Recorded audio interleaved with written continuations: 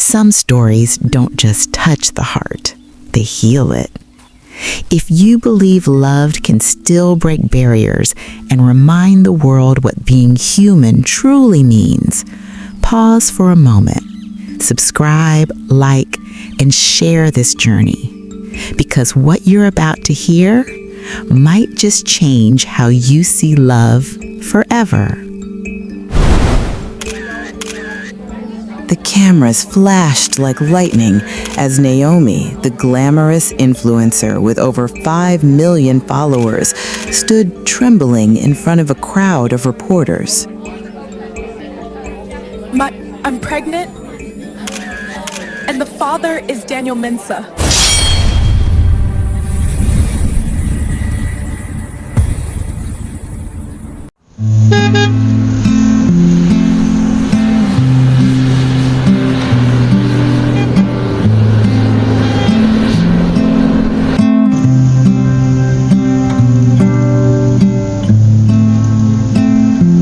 Naomi arrived in Ghana in a flurry of designer bags, her glowing skin and perfect smile hiding a deep exhaustion.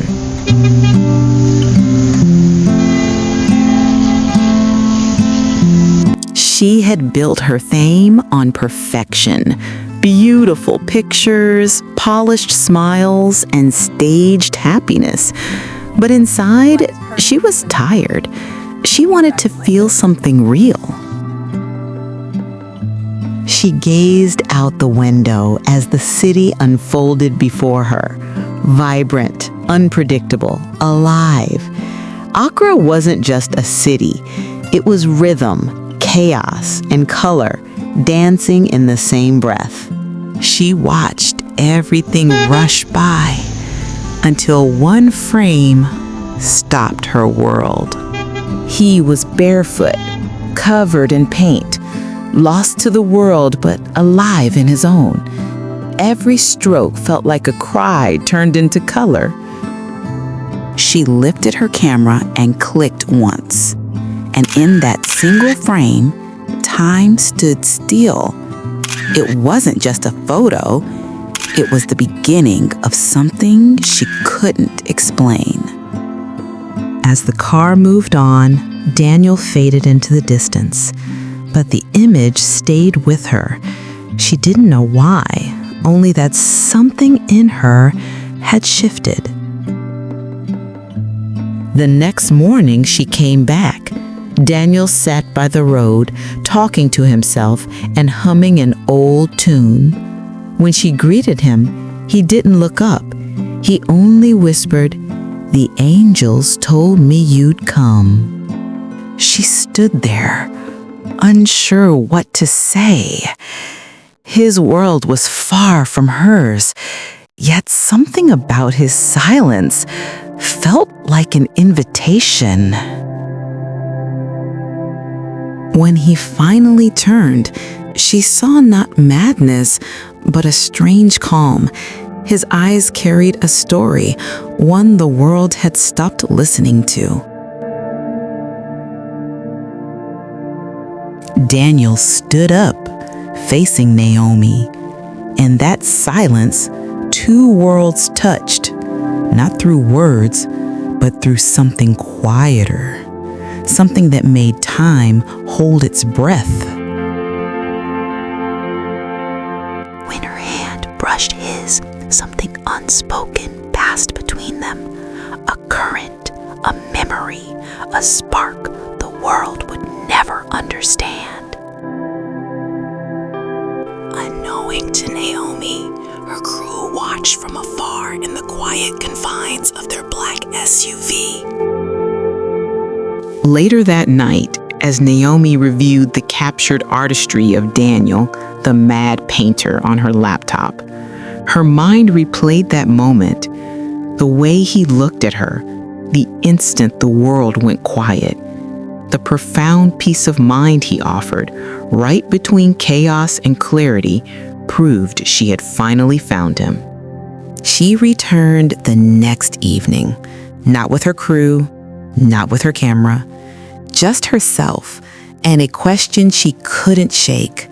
Why did this man, this stranger, make her feel something she hadn't felt in years. Daniel walked with her under the bridge where his art gallery is. Naomi asked why he painted under a bridge. But as Daniel turned to face her, Naomi realized maybe this was the only place he felt seen. A place the world forgot people just like him. They call me mad because I paint what they try to forget. People pretend not to see pain, love, hunger, even the kind they're ashamed to feel. For the first time, Naomi saw Daniel not as a madman, but as a mirror. His world was broken, yet in that brokenness, he found color. In his silence, she found a kind of truth she hadn't heard in years. As the city dimmed above them, two strangers sat beneath it. One who painted to remember, and one who feigned to forget. In that silence, Naomi realized maybe the bridge wasn't where broken people hid. Maybe it was where they healed. Week after week, Naomi visited him repeatedly, until one night, during a heavy storm, she ran to find him under the bridge, shivering, trembling, but sure. Without thinking, she held him, and in the sound of thunder and madness, love crossed its final boundary.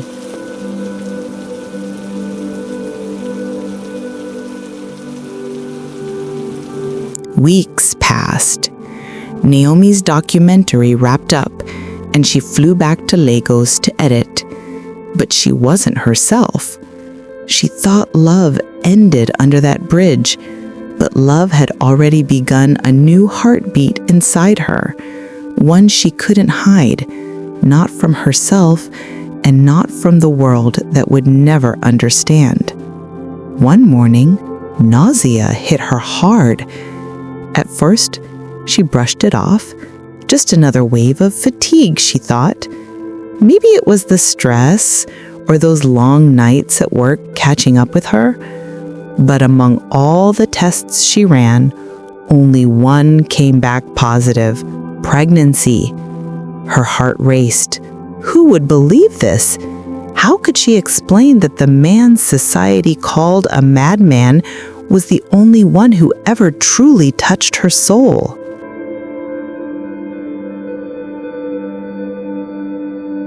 The next day, she finally found the courage to speak. And Uche, the one person who never judged her, listened as Naomi told the truth about the man beneath the bridge and the life growing inside her. This was the moment everything changed. Soon the headline exploded across the internet, louder, faster, and crueler than anyone expected. Naomi came online and watched insult after insult rain on her. Harsh, unforgiving words, questioning how a global influencer could ever fall for a man the world had labeled mad. Her sponsors dropped her immediately, one email after another cutting ties, as if her entire career was being erased in real time. Later, Naomi stood before reporters, trembling yet unbroken, ready to make her public statement. And in Accra, when reporters finally found Daniel, he spoke softly, simply telling the world the only truth he knew. As her fame turned into mockery, Naomi sank into depression. The pressure, the insults, and the loneliness broke her spirit. But amid the chaos and the scandal, fate had a way of writing its own story. One morning, Naomi received a message from a mental health foundation in Ghana. They had taken Daniel in for treatment. He was healing, slowly but surely. She packed her things and flew back. Naomi couldn't hold back her tears as she stepped into the room. Daniel looked up, shocked to see her. The moment their eyes met, every wall broke. Her pregnancy bump, now visible, made Daniel's heart collapse with emotion. It was their first moment, after everything, seeing each other again. Months later, Naomi gave birth safely, and inside this hospital, her life quietly changed forever. In a quiet hospital room in Accra, Naomi held her newborn son, Eli. Months of pain, judgment, and fear melted into this single moment, the moment she finally became a mother. Weeks later, after Naomi was discharged from the hospital, she carried baby Eli to see his father, Daniel, who had been recovering steadily at the rehabilitation center.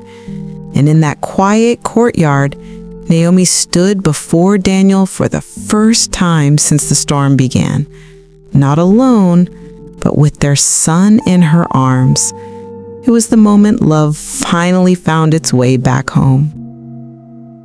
Many years later, life looked completely different for them. The storms had passed, the wounds had healed, and in their quiet home, love had grown into something steady, something beautiful. Naomi spoke with quiet strength, sharing her story of love, struggle, and healing.